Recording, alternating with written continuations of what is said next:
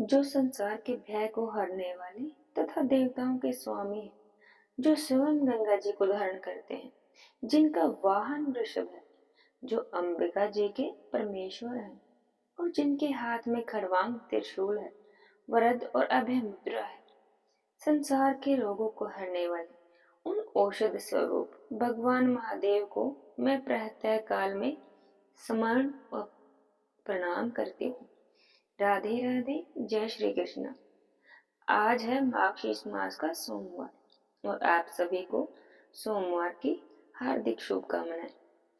आज की इस वीडियो में हम सुनेंगे शिव जी भगवान की कहानी। हमारी पौराणिक मान्यताओं के अनुसार सोमवार के दिन भगवान शिव जी की विशेष तौर से पूजा की जाती है। बोले शिव शंभु भोलेनाथ की जय हो। एक समय राजा दिलीप ने उनके गुरु वशिष्ठ ऋषि से पूछा, हे मुनिवर, आपने पहले ये कहा था कि मृगंडो मुनि के कोई भी संतान नहीं थी, लेकिन उसके बाद आप कह रहे हैं कि भगवान शिव के प्रसाद से उन्होंने एक संतान को प्राप्त किया। यह सब कैसे संभव हो पाया और किस प्रकार भगवान शंकर के प्रसाद से वो पुत्र को दीर्घायु हुआ? यदि आप इसे उचित समझे तो आप मुझे इस कथा का वृत्तांत कह सुनाएं। राजा की बातें सुनकर ऋषि वशिष्ठ ने कहा, हे राजन, ध्यान पूर्वक सुनो। महामृकंडू की कोई संतान नहीं थी, इसलिए उन्होंने अपनी पत्नी के साथ तपस्या और नियमों का पालन करते हुए भगवान शंकर को प्रसन्न किया और उनकी तपस्या से संतुष्ट होकर पिनाकधारी भगवान शिव ने पत्नी के साथ मुनि से कहा, हे मुनि, आप मुझसे कोई भी वरदान मांग सकते हैं। और तब मुनि ने वरदान मांगते हुए भगवान शिव से कहा, हे परमेश्वर, यदि आप मेरी इस तपस्या से प्रसन्न हैं, तो मैं आपसे एक पुत्र का वरदान मांगता हूँ। मुझे एक पुत्र की इच्छा है। मुझे अभी तक कोई भी संतान नहीं हुई है। ऋषि की बात सुनकर भगवान शंकर ने कहा, हे मुनि, क्या तुम उत्तम गुणों से हीन चिरंजीवी पुत्र चाहते हो या फिर मात्र 16 वर्ष की आयु वाला एक एक गुणवान और सर्वज्ञ पुत्र पाने की इच्छा रखते हो? भगवान की यह बात सुनकर मृकंडू ऋषि ने कहा, हे जगदीश्वर, मैं गुणहीन पुत्र नहीं चाहता। उसकी आयु चाहे छोटी ही क्यों ना हो, लेकिन वो सर्वज्ञ होना चाहिए, अच्छे चरित्र वाला होना चाहिए। यह सुनकर भगवान शिव ने कहा, ठीक है, तो तुम्हें 16 वर्ष की आयु वाला एक पुत्र प्राप्त होगा, जो कि परम धार्मिक, सर्वज्ञ, गुणवान, लोकों में यशस्वी और ज्ञान का समुद्र होगा। यह कहकर भगवान शिव वहां से अंतर ध्यान हो गए और मुनिवर मृकंडू की इच्छा अनुसार वे वरदान पाकर वो वापस आश्रम में लौट आए। उनकी पत्नी मृदुत्वती कुछ दिनों के बाद गर्भवती हुई। मुनि ने विधि पूर्वक गर्भाधार संस्कार पूरा किया। उसके बाद गर्भस्थ बालक ने चेष्टा उत्पन्न होने से पहले पुरुष की वृद्धि के लिए उस किसी शुभ दिन पर गुह्य सूत्र में बिताई हुई विधि के अनुसार सभी संस्कार पूरे किए। जब 8वां महीना आया, तब पूर्व के संस्कारों के अनुसार गर्भ के स्वरूप के संबंधी सुखपूर्वक संतान की उत्पत्ति के लिए सीमंतोन्नयन संस्कार करवाए। समय आने पर उस मुनीश्वर के गर्भ से सूर्य के समान तेज वाला पुत्र जन्म हुआ। उस समय देवताओं ने धुंधुंतियां बजाई, संपूर्ण दिशाएं स्वच्छ हो गई और सभी दिशाओं से प्राणियों को तृप्त करने वाले कल्याणमयी वाणी सुनाई देने लगी। बालक की शांति के लिए ऋषि वेदव्यासी आदि ऋषि मुनि भी मृकंडू ऋषि के आश्रम में आए। साक्षात महामुनि वेद व्यास जी ने उस बालक का गर्भजात संस्कार करवाया और उसके बाद 11वें दिन मुनि ने नामकरण संस्कार किया। उसके बाद अनेक प्रकार के वेद मंत्रों और आशीर्वादों से अभिनंदन करके मुनियों ने बालक की रक्षा का शास्त्रीय उपाय ढूंढा। इसके बाद मृत्यु ऋषि के द्वारा पूजे जाने के बाद वे सभी लोग अपने अपने घर लौट गए। उस समय नगर और प्रांत के सभी लोग बहुत खुशी के साथ आपस में बातें कर रहे थे। अरे, इस बालक का अद्भुत रूप तो देखो, यह तो बहुत तेज में है। समस्त अंगों का लक्षण भी अद्भुत है। मरुद्वती के सौभाग्य से साक्षात भगवान शंकर इस बालक के रूप में प्रकट हुए हैं। चौथे महीने में पिता ने पुत्र को घर से बाहर निकाला। छठे महीने में उसका अन्नप्राशन करवाया। फिर 2.5 वर्ष की अवस्था में चूड़ा कर्म करके श्रवण नक्षत्र में कर्णवेद करवाया और उसके बाद कर्मों के ज्ञाता मृकुंडु मुनि ने बालक के ब्रह्म तेज की वृद्धि के लिए 5वें वर्ष की अवस्था में उसे यज्ञोपवित्र दान किया। उसके बाद उपाकर्म करके विद्वान मुनि ने बालक को वेद पाठ पढ़ाया। उसके अंग उपांग पद और संपूर्ण वेदों का विधि पूर्वक अध्ययन किया। बालक अत्यंत बुद्धिमान और शक्तिशाली था। उसने विनय आदि गुणों को प्रकट करते हुए गुरु मुख से समस्त विद्याओं को ग्रहण कर लिया। प्रतिदिन वो माता पिता की सेवा में संलग्न रहता। बुद्धिमान व्यक्ति की आयु का 16वां वर्ष आरंभ हो चुका था और यह देखकर मृकुंडु मुनि का हृदय शोक से कातुर हो उठा। उनकी संपूर्ण इंद्रियों में व्याकुलता छाने लगी। वे दीनता पूर्वक विलाप करने लगे। मार्कंडेय ने पिता को अत्यंत दुखी होकर विलाप करते हुए देखा तो उन्होंने पूछा, हे पिताश्री, आपके शोक और मोह का क्या कारण है? मार्कंडेय की मधुर वचन सुनकर मृकुंडु ऋषि ने कहा, हे पुत्र, पिनाकधारी भगवान शंकर ने तुम्हें 16 वर्ष की ही आयु दी है और उसकी समाप्ति का समय आ पहुंचा है। इसी वजह से मुझे शोक हो रहा है। अपने पिताजी की यह कथन सुनकर मार्कंडेय ने कहा, हे पिताजी, आप मेरे लिए कदापि शोक ना करें। मैं ऐसा यत्न करूंगा कि जिससे मैं अमर हो जाऊं। महादेव जी तो सबको मनवांछित वस्तु प्रदान करने वाले और कल्याण के स्वरूप हैं। वे मृत्यु को जीतने वाले, विकराल नेत्रधारी, सर्वज्ञ ज्ञाता, महाकाल रूप और कालकूट रूप विष को भी भक्षण करने वाले। मैं उनकी आराधना करके अमृतत्व को प्राप्त करूंगा।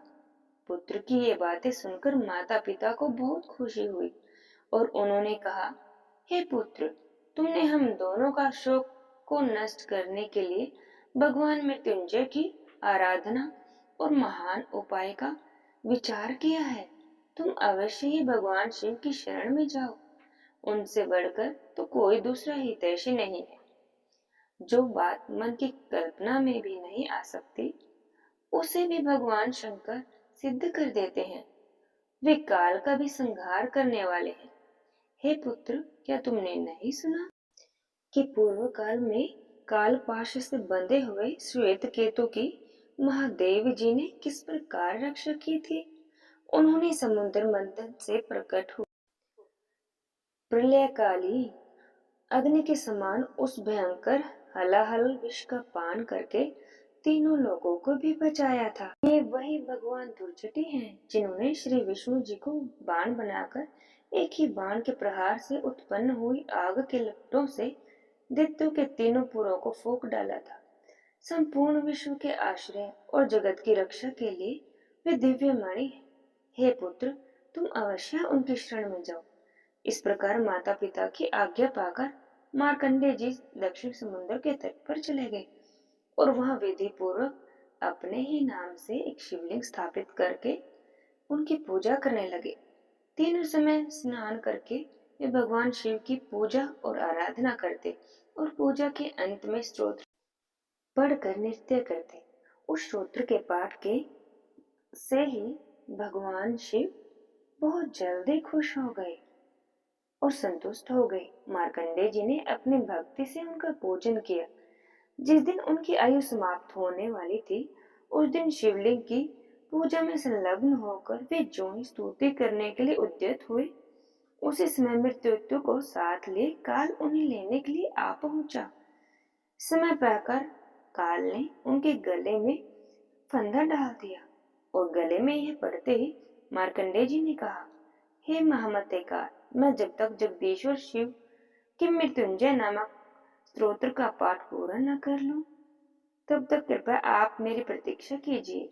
मैं शिव जी की स्तुति किए बिना कहीं नहीं जाता, भोजन और शयन भी नहीं करता। यह मेरा निश्चित व्रत है। यह सुनकर काल ने मार्कंडेय जी से हंसते हुए कहा, हे ब्राह्मण बालक, ऐसा लगता है कि तुमने पूर्व काल से निश्चित की हुई बड़े बूढ़ों की बात नहीं सुनी। जो मूढ़ बुद्धि मानव आयु के प्रथम भाग में ही धर्म का अनुष्ठान नहीं करता, वो वृद्ध होने पर साथियों से बिछड़े हुए राही के भांति पश्चाताप करता है। 8 महीनों में ऐसा उपाय कर लेना चाहिए जिससे वर्षा काल के 4 महीने सुखपूर्वक बीते। दिन में ही वो मुकाम पूरा कर लें जिससे रात में सुख से सो चुके। पहली अवस्था में ही ऐसा कार्य कर लेना चाहिए जिससे बुढ़ापे में सुख से रह सके। जीवन भर ऐसा कार्य करता रहे जिससे मरने के बाद भी सुख हो। जो कार्य न हो उसे आज ही कर ले। जो उसे अपराह्न में करना था उसे अपराह्न पूर्व ही कर लेना चाहिए। काल इस बात की प्रतीक्षा नहीं करता कि किसी पुरुष का कार्य पूर्ण हुआ है या नहीं। जिसका काल नहीं आया है वो सैकड़ों बाणे से बिंद जाने पर भी नहीं मरता, और जिसका काल आ पहुंचा है वो कोष के अग्रभाग की छू जाने पर भी जीवित नहीं रहता। मैं हजारों चक्रवर्ती राजाओं और सैकड़ों इंद्रों को भी अपना ग्रास बना चुका हूँ। इसलिए इस विषय में तुम्हें क्रोध नहीं करना चाहिए। काल के ऐसे वचन सुनकर भगवान शिव की स्तुति में तत्पर रहने वाले मार्कंडेय जी ने कहा, हे काल, भगवान शिव की स्तुति में लगे रहने वाले पुरुषों के कार्य में जो लोग विघ्न डालते हैं वे शीघ्र ही नष्ट हो जाते हैं। इसलिए मैं तुम्हें मना कर रहा हूँ। जैसे राजा के सिपाहियों पर राजा ही शासन करता है, दूसरा कोई नहीं, उसी प्रकार शिव जी के भक्तों का परमेश्वर शिव ही शासन करते हैं। भगवान शंकर के सेवक पर्वतों को भी विदीर्ण कर डालते हैं, समुद्रों को भी पी जाते हैं और पृथ्वी तथा अंतरिक्ष को भी हिला सकते हैं। वे ब्रह्मा तथा इंद्र को भी तिनके के समान समझते हैं। भला उनके लिए कौन सा कार्य दुश्वार हो सकता है? भगवान शिव के भक्तों पर मृत्यु, ब्रह्मा, यमराज, यमदूत और दूसरे कोई भी अपना प्रभुत्व नहीं स्थापित कर सकते।